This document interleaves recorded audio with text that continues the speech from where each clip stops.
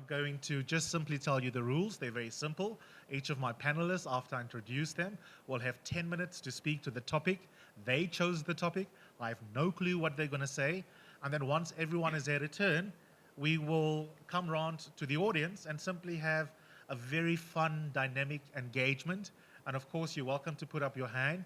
But just as in corporate South Africa, men should learn to not be the first to put up their hands. I hope that when we get to the audience, old people like me will not be the first to put up your hands so that we can actually listen very closely to what young people have to say on this day. Our first speaker today is Hycenthia Motobull, who's a grade 12 learner at Bethany Secondary School, and she's chosen to speak to the topic modern versus traditional values. Can we please welcome her into this space?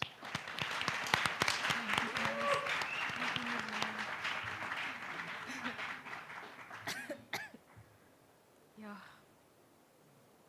Greetings to you all. My name is Hycenthia and I'm from Bethany Senior Secondary School. The topic that I chose today is postmodernism versus traditional views. Reason why I chose the topic is because I feel like now we black people are now derailing from our own culture. We're now adapting to how things are done, of which is the modern way, of which that is not our culture. We, the black people, are losing our way. What is postmodernism? The present time of the kind that is usual, of which is now. Tradition, being part of the beliefs and customs of ways of life of a group of people that has not changed for a long period of time, of which these people resist to change. All this reference was taken from Oxford Dictionary, the second edition of 2010. Parents' expectations. Are we focusing traditional ways of parents' expectations? Traditional expectations from our parents is that as a young black child, when an adult is speaking to you, you're expected not to look them in the eye. Neither should you do actions, or neither should you back chat, of which that nor shall you look them in the eye. Being that you having to do that, you show a sign of respect. We're brought up to believe that the elders are always correct, no matter even if you disagree with what they're saying, but then you should always take what they're saying because it believe that young live can learn from the elder one, and vice versa, being the black nation. Respect. The youngsters do no longer listen to elderly people. They no longer show respect at all. Way back in the days, when our parents were growing up, you knew that each and every single parent you came across was your parent, and in a way you had to listen, obey them. Public display of affection was and is supposed to be a rare scene. You would find a girl with a boy cozy by the street, showing off that they are dating, and when an elderly comes by, they don't separate nowadays. Way back then, people would run like headless chickens, like they don't know each other. But now, it's no longer like that. And if you were caught, that lady would report you. And even if she gave you like the worst hiding of your life, you will never report back to your parents because you knew that what you were doing is wrong. And nowadays, it's a totally different story. That's how we black people were taught in a way of having to respect and have dignity to yourself as an individual.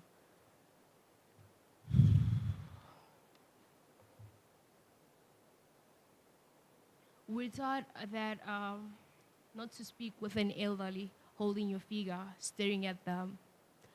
You know that we, the black community, have those things that they call myth. Some they say it's myth as such, but then culturally they're practiced in a way of they are being instilled even today to mold us as black people to grow up in a moral way, of which you shouldn't eat dairy products, you don't stand up in the kitchen as a girl.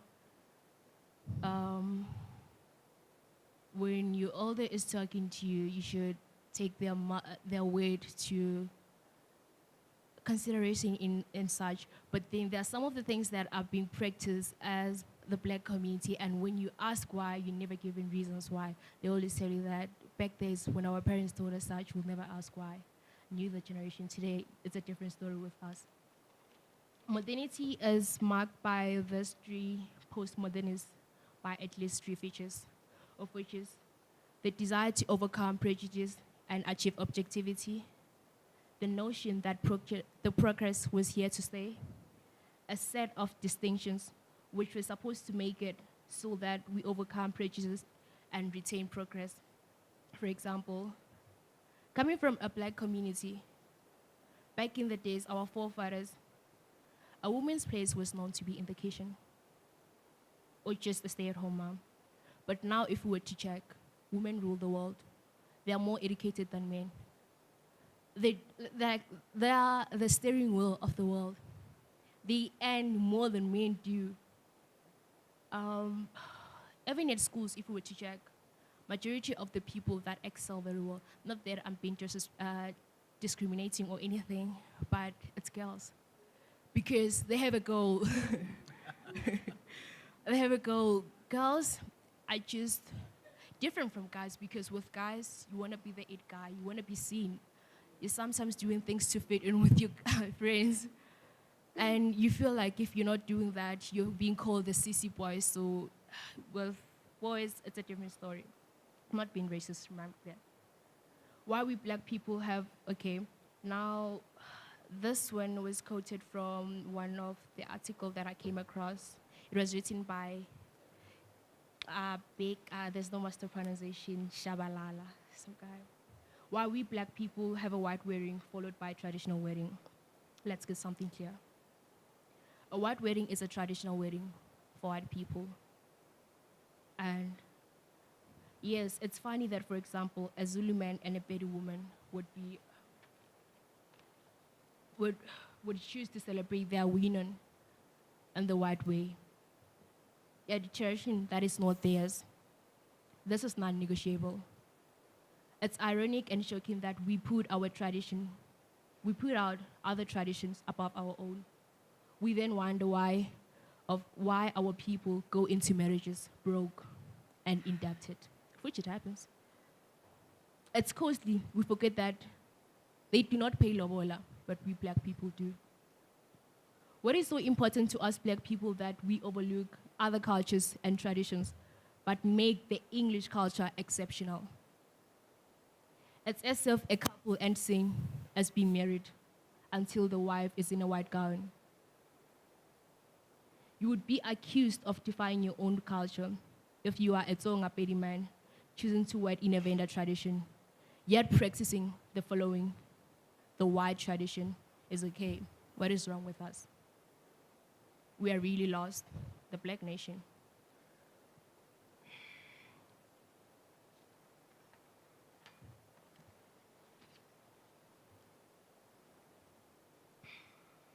Let's start with the social factor.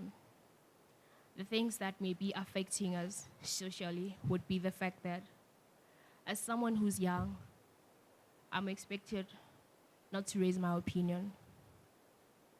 Some of the rights are being violated.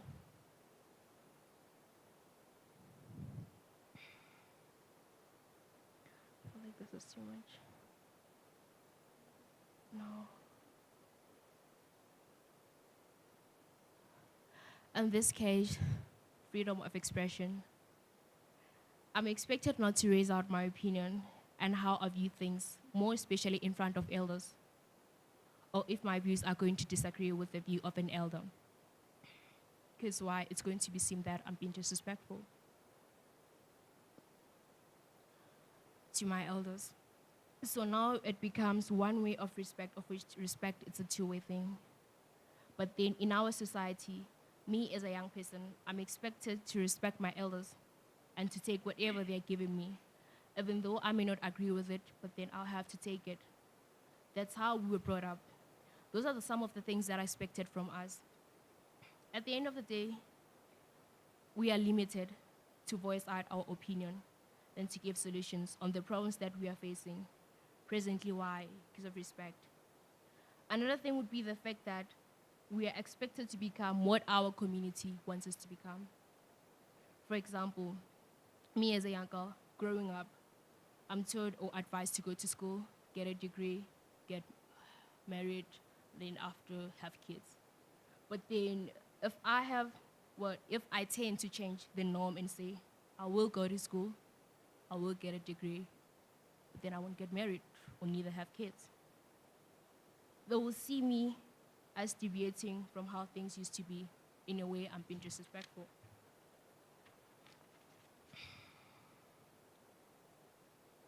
It forms part of a social impact at the end of the day.